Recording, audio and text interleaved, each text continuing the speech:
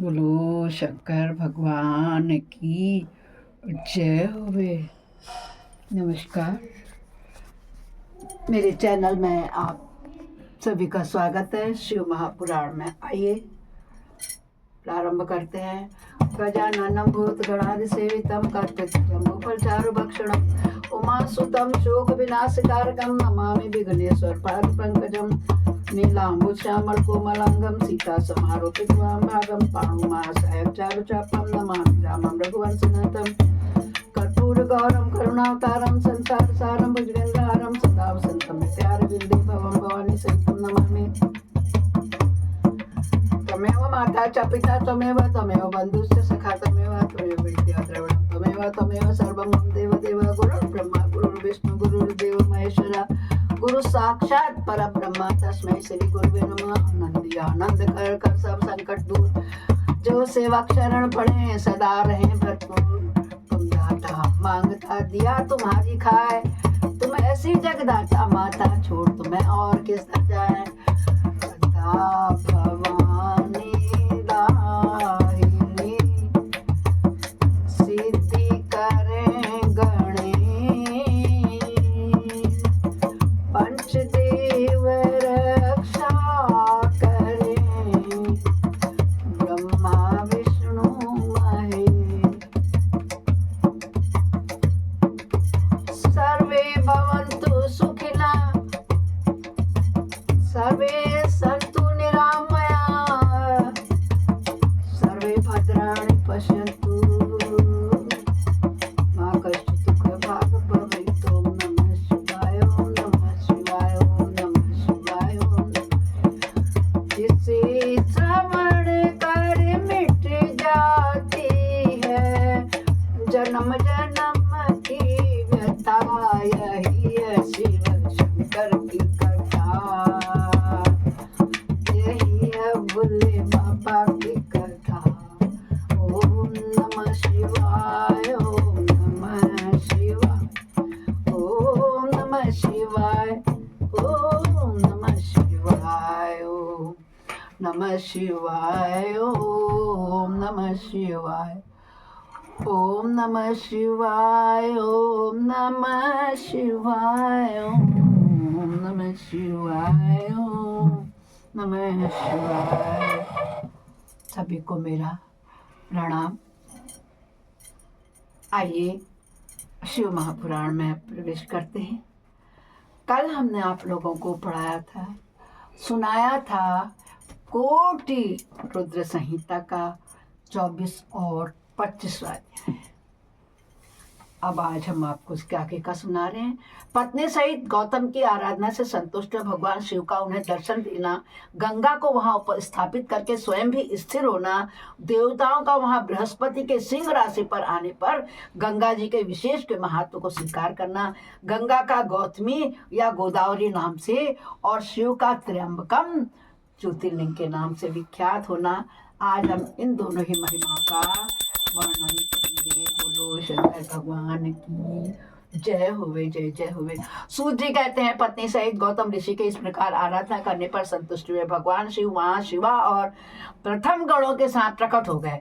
तदंतर प्रसन्न हुए कृपा निधान शंकर ने कहा, महामुने मैं तुम्हारे उत्तम भक्त से बहुत प्रसन्न हूँ, तुम कोई वर मांगो। उस समय महात्मा शंभु के सुंदर रूप को देखकर आनंदित हुए। गौतम ने भक्ति भाव से शंकर को प्रणाम करके उनकी स्तुति की, लंबी स्तुति की और प्रणाम करके दोनों हाथ जोड़कर उनके सामने खड़े हो गए और बोले, हे देव मुझे निष्पाप कर दीजिए। को हत्या का पाप लगा रहे थे ना। भगवान शिव ने कहा, मुने तुम धन्य हो, कृतज्ञ हो और सदा ही निष्पाप हो। इन दुष्टों ने तुम्हारे साथ छल किया है। जगत के लोग तुम्हारे दर्शन से पाप रहित हो जाते हैं, फिर सदा मेरी भक्ति में तत्पर रहने वाले तुम क्यों पापी कहलाओगे। हे मुने, जिन दुरात्माओं ने तुम पर अत्याचार किया है वे ही पापी हैं, दुराचारी हैं और हत्यारे हैं। उनके दर्शन से दूसरे लोग पापिष्ट हो जाएंगे। वे सब कृतज्ञ हैं, उनका कभी उद्धार नहीं हो सकता। कौन कह रहा है? शंकर भगवान। किससे कह रहे हैं? गौतम ऋषि से। महादेव जी की यह बात सुनकर महर्षि गौतम मनी मन बड़े प्रसन्न हुए, विस्मित हुए। उन्होंने भक्ति पूर्वक शिव को प्रणाम करके हाथ जोड़कर फिर से कहा, क्या कहा? गौतम बोले, महेश्वर, उन ऋषियों ने तो मेरा बहुत बड़ा उपकार किया। यदि उन्होंने यह बर्ताव न किया होता तो मुझे आपका दर्शन कैसे होता? देखा, धन्य है वे महर्षि जिन्होंने मेरे लिए परम कल्याणकारी कार्य किया है, जिनके इस दुराचार से मेरा महान स्वार्थ सिद्ध हुआ है। गौतम जी की यह बात सुनकर महेश्वर बड़े प्रसन्न हुए। उन्होंने गौतम की कृपा दृष्टि से देखकर उन्हें शीघ्र ही यह उत्तर दिया। शिव जी बोले, हे विप्रवर, तुम धन्य हो, सभी ऋषियों में श्रेष्ठतर हो। मैं तुम पर बहुत प्रसन्न हुआ हूँ। ऐसा जानकर तुम मुझसे प्रसन्न होकर के उत्तम वर मांगो। तो गौतम बोले, हे नाथ, आप सच कहते हैं।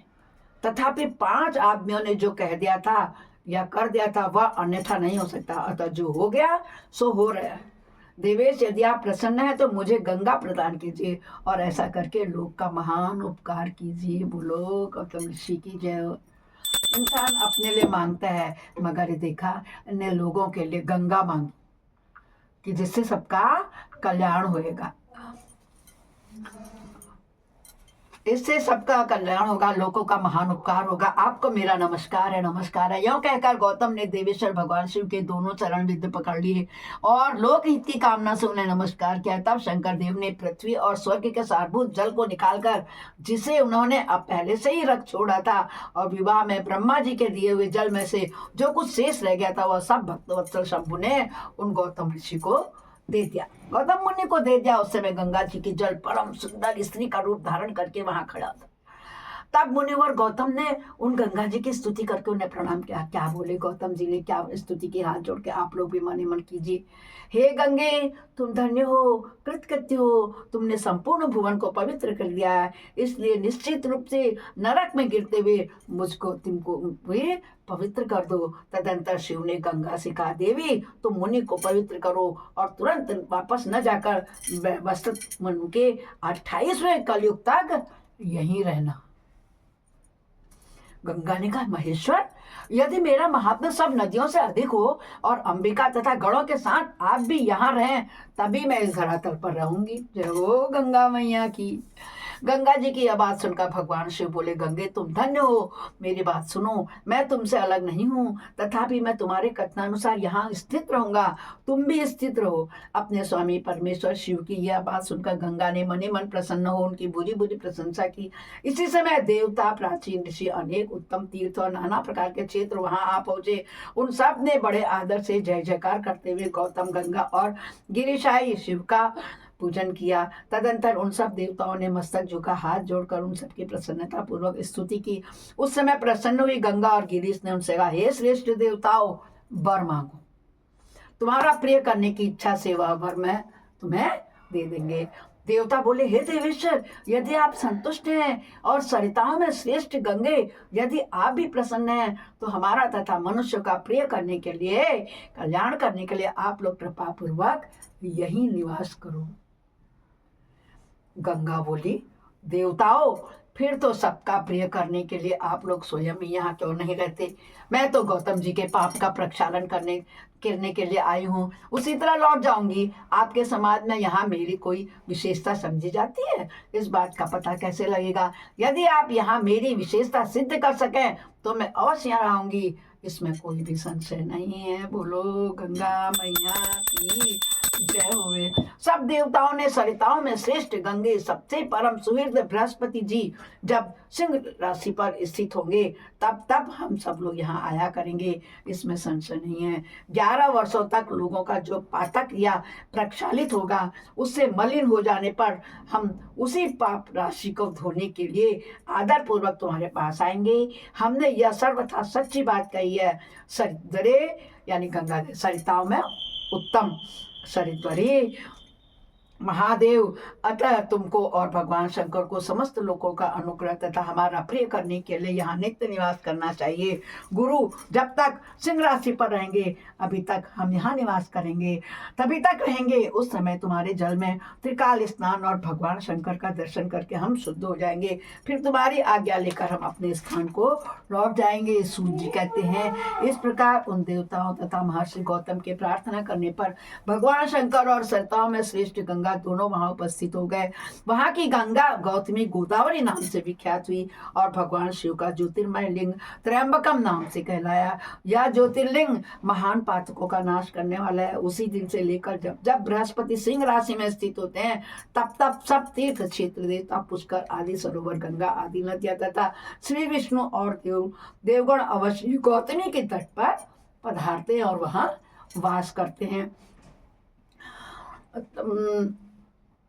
वे सब जब तक गौतमी के किनारे रहते हैं तब तक अपने स्थान पर उनका कोई फल नहीं होता है। अब वे अपने प्रदेश में लौट आते हैं तभी वहां उनके सब सेवन का फल मिलता है। यह त्र्यंबकम नाम से प्रसिद्ध ज्योतिर्लिंग गौतमी के तट पर स्थित है और बड़े बड़े पातकों का नाश करने वाला है। जो भक्तिभाव से इस त्र्यंबकम लिंग का दर्शन पूजन स्तवन और वंदन करता है वह समस्त पापों से मुक्त हो जाता है। गौतम के द्वारा पूजित त्र्यंबकम नामक ज्योतिर्लिंग इस लोक में समस्त अभिष्टों को देने वाला और परलोक में उत्तम मोक्ष प्रदान करने वाला है। मुनीश्वरों, इस प्रकार तुमने जो कुछ भी पूछा था वह सब मैंने तुम्हें कह सुनाया और अब क्या सुनना चाहते हो कहो, मैं तुम्हें वही सुना दूंगा, बता दूंगा। इसमें कोई भी संशय नहीं है। बोलो शंकर भगवान की जय होवे। जय जय भोलेनाथ।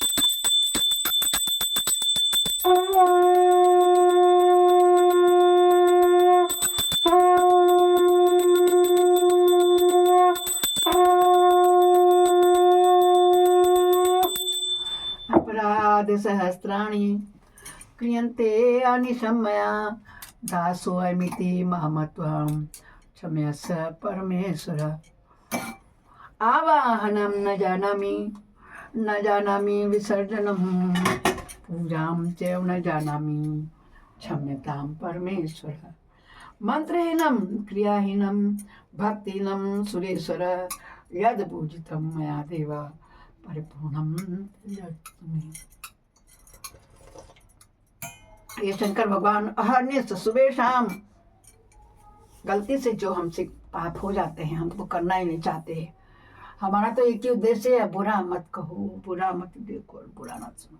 फिर भी यदि अनचाहे में कोई गलती हो जाए, पाप हो जाए तो उनको आप हमारे क्षमा करें। दोस्तों, इस प्रकार हमारा अध्याय 26 संपूर्ण हुआ। मैं भी अपनी वाणी को विश्राम देती हूँ। कल फिर मिलते हैं। हर हर हर महादेव। पाप हर, कष्ट हर, संकष्ट हर, कर सभी समस्याओं का हल। बोलो शंकर भगवान की जय हो। जय जय भोलेनाथ। जय जय भोलेनाथ।